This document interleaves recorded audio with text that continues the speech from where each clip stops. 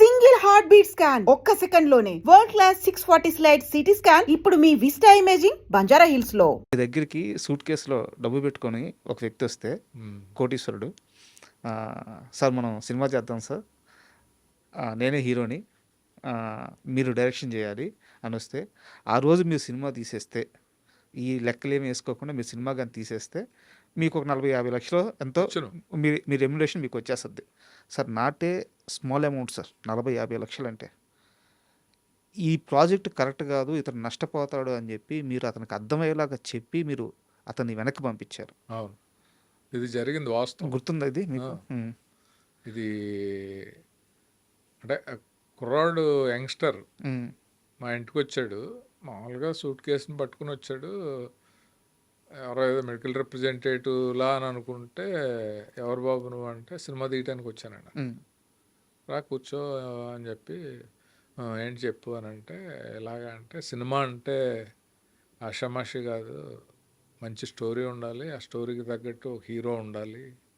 లేదండి నేనే హీరోనండి, నేనే హీరోని, ఇదిగో 10 లక్షలు తెచ్చాను మీకు ఇస్తున్నాను అడ్వాన్స్, మీరు సినిమా చేసి పెట్టాలా, మీ గురించి బాగా విన్నాను నేను అన్నాడు. అంటే నేను, నీ సినిమా తీయటం అనేది నీకు ప్రాఫిట్ రావాలి కదా, నువ్వు పెట్టిన డబ్బులు వెనక్కి రావాలి కదా, నీకు పేరు రావాలి కదా, నువ్వు హీరోగా అయితే అన్నీ రావు. ఓ మంచి హీరోని పెట్టి, నీకు ఓ మంచి క్యారెక్టర్ని పెట్టి మనం కట్ చేసి సినిమా చేద్దాం. తొందరపడి మొదలెట్టేయటం అనేది నా వల్ల అవ్వదు. నీ డబ్బుని చూసి నేను ఏదో నిన్ను ట్రాప్ చేసి చేస్తానని అనే టైప్ కూడా కాదు నేను. దీనికి ఒప్పుకుంటే నేను అడ్వాన్స్ తీసుకుంటాను, లేదంటే నీ డబ్బులు నువ్వు పట్టుకెళ్ళిపో. లేదండి ఎల్లుండే మొదలెట్టాలి, నేనే హీరో అన్నాడు. తీసుకెళ్ళిపో నీ డబ్బులు అని. ఇతను అంత అనుకున్నాడు, కానీ అంత ఈజీగా ఎవరు దొరుకుతారు అని అంటే ఒకడు దొరికాడు. నేను ఆ రోజు సురేష్ ప్రొడక్షన్స్కి ఏదో పని ఉంటే పరిగెట్టుకుంటూ వచ్చాడు. సార్ మొదలెట్టేసామండి, ఇక్కడే షూటింగ్ జరుగుతుంది. వెరీ గుడ్ అని. అది డిజాస్టర్ అయింది. తర్వాత వచ్చి ఆ రోజు మీరు చెప్తే వినలేదని బాధపడ్డాడు ఆ హీరో. ఇవన్నీ జరిగినాయి. మనం డబ్బులు వస్తున్నాయి కదా అని చెప్పి చీటింగ్ చేయలేం కదా సార్. అతను చేయడం కాదు, నన్ను నేను చేసుకోలేను ఫస్ట్. ఆ ప్రాసెస్లో అతనికి మంచి జరిగిందా ఏం జరిగిందా అనేది అతను, ఎందుకంటే అనుకున్నాడంటే వాళ్ళు ఆగరు కదా సార్. బట్ వాళ్ళు ఆగుతారు లేదనేది మనకు అనవసరం, చెప్పాల్సిన బాధ్యత మనకు ఉంది జెన్యూన్గా అని నేను అప్పుడు అలా చెప్పా. అండ్ డబ్బు ప్రస్తావన వచ్చింది కాబట్టి ఒక ప్రశ్న అడుగుతాను, మీకు ఇష్టమైతే సమాధానం చెప్పండి, లేదా స్కిప్ చేసేద్దాము. నేను తెలుసుకున్నది, కాశీ విశ్వనాథ్ చేసింది 2 సినిమాలు డైరెక్టర్గా, యాక్టర్గా చాలా సినిమాలు చేశారు. 250 పైగా సినిమాలు ఏవో చేశారు. కానీ 250 సినిమాల్లో రెమ్యునరేషన్ తీసుకుంది, పూర్తి రెమ్యునరేషన్ తీసుకుంది చాలా తక్కువ. చాలామందికి ఫ్రీగా కూడా చేస్తున్నారు మీరు.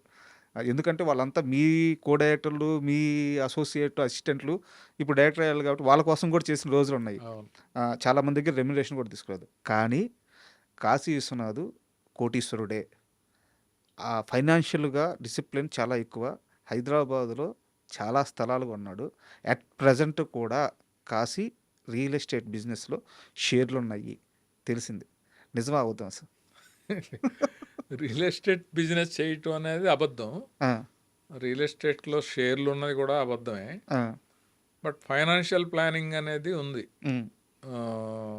నేను ఆ రోజుల్లో నా వైఫ్ సైడ్ కానీ మా ఫాదర్ సైడ్ కానీ ఇక్కడ సంపాదించినవి కాదు, తక్కువ టైంలో కొన్ని ప్లేసెస్ తీసుకోవటం, అవి బాగా పెరగటం. ఆ టైంలో చాలా 100 రూపాయలు పెట్టుంటే ఇప్పుడు 1,00,000 రూపాయలు అయిపోవటం అన్న టైప్లో అప్పుడు ఇన్వెస్ట్ చేసాం. అది కూడా ఒక రకంగా కెరీర్లో బ్యాడ్ టైంలో నా గుడ్ టైం లాగా. నా సెకండ్ ఫిల్మ్ డైరెక్షన్ అయిపోయిన తర్వాత థర్డ్ ఫిల్మ్ చేయటానికి వచ్చే గ్యాప్లో చేసిన ఇన్వెస్ట్మెంట్స్ అన్నీ కూడా అది గోల్డెన్ టైం అనమాట ఇన్వెస్ట్మెంట్స్కి. ఆ గోల్డెన్ టైం అనేది నాకు వర్కౌట్ అయింది. దట్టు నా మెంటాలిటీ కూడా బేసిక్గా అలవాట్లు లేవు నాకున్న అలవాట్లలో అది వీక్నెస్సా లేకపోతే అలవాటా అని చెప్తే, చారిటీస్ చాలా బాగా చేస్తాను నేను. కరెక్ట్ సార్, విన్నాను. నేను చాలామందికి కనపడినే 90% ఉంటాయి, కనిపించే ఒక 10% ఉంటాయి. ఎందుకు అనంటే చాలా ట్రబుల్స్‌లో ఉన్నవాళ్ళని, కష్టాల్లో ఉన్నవాళ్ళని, కింద నుంచి పైకొచ్చి ఒక పూట భోజనం కూడా లేని వాళ్ళని చూసే ప్రాసెస్‌లో ఎదిగాను నేను. అసిస్టెంట్ డైరెక్టర్ స్థాయి నుంచి ఒక డైరెక్టర్ స్థాయికి, ఒక డైరెక్టర్స్ అసోసియేషన్ ప్రెసిడెంట్ స్థాయికి ఎదిగాను. సార్. అసోసియేషన్‌లో 2000 మంది మెంబర్లుంటే ఆళ్ళలో 100 మందికే పనుంటది. హ్మ్.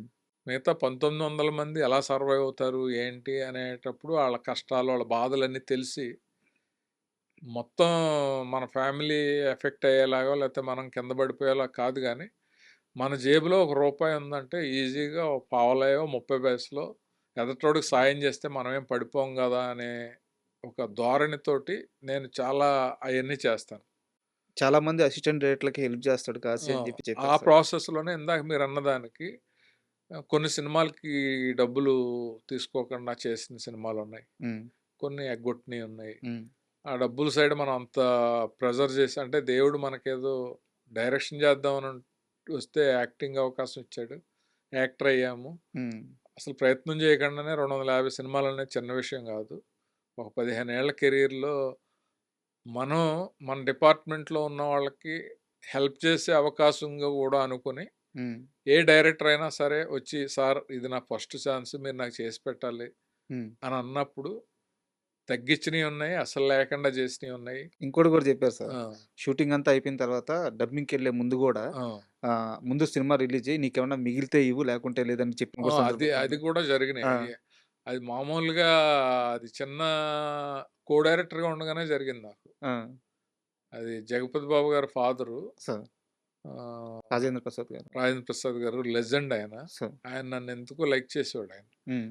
ఫస్ట్‌లోనే ఆయన ఇష్టం అనిపిచ్చేసింది. ఎందుకంటే ఆయన కో డైరెక్టర్‌గా నేను హైదరాబాద్, మెడ్రాస్ నుంచొస్తే దసరా బుల్లోడులో ఒక కారుండేది. ఆ కారేసుకొని ఆయనొచ్చాడు నన్ను రిసీవ్ చేసుకోవటానికి. సార్. ఆ దసరా బుల్లోడు రిలీజ్ అయినప్పుడు బచ్చా అప్పుడు మనం హ్మ్. చిన్న కుర్రోడిని. చాలా హ్యాపీ ఫీల్ అయిపోయాను నేను. ఆయన నా కోసం ఇలా వచ్చాడని. అలాంటి ఆయనకి ఆ సినిమా చివరికొచ్చేటప్పటికి కొంచెం ఒక 15,00,000 డెఫిషియేట్ లాగా ఏదో డిస్కషన్స్‌లో ఇనబడింది. ఇనబడితే ఓ రోజెళ్ళి సార్ నాకు ఇంకా 40,000 50,000 రావాలి. హ్మ్. ఆహ్, శరత్ గారికి ఎంతో ఉంది. ఇలా ఎడిటర్స్‌కుంది. కెమెరామెన్‌కుంది. ఆళ్ళందరితో మాట్లాడతాను. హ్మ్. మీరసలు ఏ పైసా కూడా ఇవ్వక్కర్లేదు. మనం సినిమా రిలీజ్ చేసేద్దాం సార్ అన్నాను. అబ్బా! అనంటే ఆయన ఇలా చూసి ఇలా తట్టి పిచ్చోడా! 'వివి రాజేంద్ర ప్రసాద్ గురించి నీకు తెలీదు' అని నవ్వు నవ్వాడు. కట్ చేస్తే మర్నాడు టేబుల్ మీద డబ్బులు అలాగా 20,00,000 ఎంతో ఉన్నాయి. మా అందరికి కూడా టక టక టక టక అందరికి ఇచ్చి అప్పు చేసే సార్. ఆ సినిమా కంప్లీట్ అయింది. రిలీజ్ అయింది. అదెళ్ళి జగపతి బాబు తోటి చెప్పాడంట. "అరేయ్! కాశీ ఇలాగ కొడుకులాగా ఆలోచించాడురా" అని. హ్మ్. ఆ షూటింగ్‌లో "ఏంటి కాశీ నాన్నే బుట్టలో పడేసావు. నాతోటి ఇలా అన్నాడు" హ్మ్. అని అంటే, "ఏం లేదు బాబు. ఏ ప్రొడ్యూసర్ అయినా అలాగే అంటాము" హ్మ్. అని అన్నాను నేను. అప్పుడు అలా జరిగింది. ఇయన్నీ విన్నాను సార్ నేను. యాక్చువల్‌గా ఈ 2, 3 రోజుల్లో మీ ఇంటర్వ్యూ కోసం హ్మ్. ఆహ్, అందరితో మాట్లాడుతుంటే చాలా గొప్పగా చెప్పారు. అసిస్టెంట్ డైరెక్టర్లు, అసోసియేట్ డైరెక్టర్లు ఎవరికన్నా హెల్ప్ ఉంటే ఫస్ట్ సహాయం జేస్తాడు. హ్మ్. అలా అని జెప్పేసి మళ్ళీ డబ్బులనేమన్నా విచ్చలవిడిగా చూస్తాడంటే కాదు. అతను చెయ్యి బెట్టి కొన్న ప్రతి ల్యాండు ఖచ్చితంగా తక్కువ సమయంలో రేట్లు పెరిగినియి హ్మ్. అని అది జెప్పేసి నిజమే. అది ఆ! It's a luck, God gift అది. అంటే రియల్ ఎస్టేట్‌లో తెలివితేటల కంటే కూడా నా ఉద్దేశంలో టైమింగు, లక్కు చాలా ఇంపార్టెంట్. సార్. ఆ టైంలో, ఆ ప్లేస్‌లో మనం కొనడానికి మన దగ్గర డబ్బులున్నాయి. హ్మ్. కొనాలని మనం వెళ్లి ప్రయత్నం చేశాము అనేది చాలా ఇంపార్టెంట్. నేను తెలివిగా ప్లాన్ చేశాను అనంటే ఇప్పుడు నేను చేయలేం గదా! సార్. ఇప్పుడు గజం ఎక్కడ చూసినా 2,00,000, 3,00,000 అయిపోయాక నా తెలివితేటలేముంటాయి? సో, అందువల్ల బట్ ఒకటేంటంటే డబ్బు అనేది మనం చాలా రెస్పెక్ట్ ఇవ్వాలి. లక్ష్మీదేవి అంటామా? లేకపోతే ఇంకో ఏదో పేరు పెట్టుకుంటాం. రెస్పెక్ట్ ఇస్తే మనకి కలిసొచ్చేలాగా చేస్తది. మనం పడిపోకుండా చూస్తది. హ్మ్. ఇయన్నీ ఉంటాయి. దుబారా చేసేసి మీనింగ్‌లెస్ ఎక్స్‌పెండిచర్ చేసేసి, రేపు అనేది ఒకటుంటది అనేది ఆలోచించకుండా చేసేసినోళ్ళందరూ గూడా చాలా ఇబ్బంది పడ్డారు. దేకిచ్చేస్తది మనిషిని. ఆహ్! ఎక్కడికి వెళ్ళినా డబ్బు పుట్టదు, డబ్బు లేకపోతే రోజు గడవదు. సో అందువల్ల ఏంటంటే నేను ఎవరికైనా ఓ మాట చెప్తాను. పెద్దలు దీపం ఉండగా ఇల్లు చక్కబెట్టుకోరా అని అంటారు. దాని అర్థం మనం కరెక్ట్‌గా పర్ఫెక్ట్‌గా తెలుసుకుంటే, హ్మ్. నీకు ఆదాయం వచ్చినప్పుడు ఆ ఆదాయాన్ని సద్వినియోగం చేసుకోరా అని అర్థం. సార్. సో ఒకవేళ నీకు టైం లేకపోతే దీపం ఉన్నప్పుడు ఇల్లు చక్కబెట్టుకునే టైం నీకు లేకపోతే అట్లీస్ట్ ఒక టార్చ్ లైట్ కొనుక్కో. ఆ వెలుగులో అయినా నువ్వు చక్కబెట్టుకోవచ్చు హ్మ్. అని నేను సరదాగా అందరితోటి ఇంటర్వ్యూలో కూడా చెప్తాను నేను. అంటే మనకి మనం నమ్ముకుని ఒక ఫ్యామిలీ వచ్చినప్పుడు ఆ ఫ్యామిలీతో గేమ్లు ఆడకూడదు. Correct sir. సో వాళ్ళ భవిష్యత్తు కానీ, పిల్లల చదువులు కానీ, ఎవరిని అడిగిన ఇండస్ట్రీలో టైం బాగోకపోతే, సక్సెస్ లేకపోతే రూపాయి కూడా హెల్ప్ చేయరు. హ్మ్. ఎవరికి చేయరు. మీతోటి అవసరం ఉందంటే పాతాళంలో ఉన్న తవ్వి బయటికి తీసుకొచ్చి మీకు మర్యాదలు చేసి మిమ్మల్ని ఇచ్చేస్తారు. అవసరం లేదంటే పక్కంటే వెళ్ళినా పట్టించుకోని పరిస్థితులు ఇండస్ట్రీలో 90% చూశాను నేను. ఎందుకంటే చాలామందిని చూశాను. సార్. ఒక ప్రొడ్యూసరు ఇల్లు చూసి ఆహా ఎలా ఉండాలి అని అనుకునే స్టేజ్ నుంచి నేను కారు కొనుక్కుని కారులో వెళ్తుంటే అదే ప్రొడ్యూసరు లోనా మీద వెళ్ళటం చూశాను నేను. వాహ్! సో అవన్నీ చూసినప్పుడు మనకేముంటుంది అని అంటే అవన్నీ దేనివల్ల? జాగ్రత్త లేకపోవడం వల్ల. జాగ్రత్త లేకపోవటం. ముందు చూపు జాగ్రత్త. ముందు చూపు, జాగ్రత్త, తర్వాత రోజులన్నీ ఇలాగే ఉంటాయి. హ్మ్. ఉండవుగా. రోజు మన ఇంటికి కారొస్తే, రోజు మనం యాక్టర్‌లా ఉంటాం, రోజు మనకి క్యారవాన్ ఉంటది. రోజు ఫోన్ చేసి మేనేజరు చెక్‌లు పంపిస్తాడు అనేది ఎవడికి జరుగుతది? ప్రపంచంలో హీరోలకే జరగదు.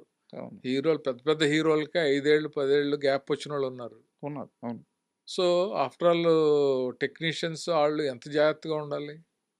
ఇంకోటి మనం విలేజెస్‌లో ఉన్నప్పుడు, మన ఊర్లో మనం ఉన్నప్పుడు, మనం చదివినప్పుడు, ఒక వ్యాపారం చేస్తే లాభం వస్తది. ఒక వ్యవసాయం చేస్తే ఆదాయం వస్తది. ఒక ఉద్యోగం చేస్తే జీతం వస్తది.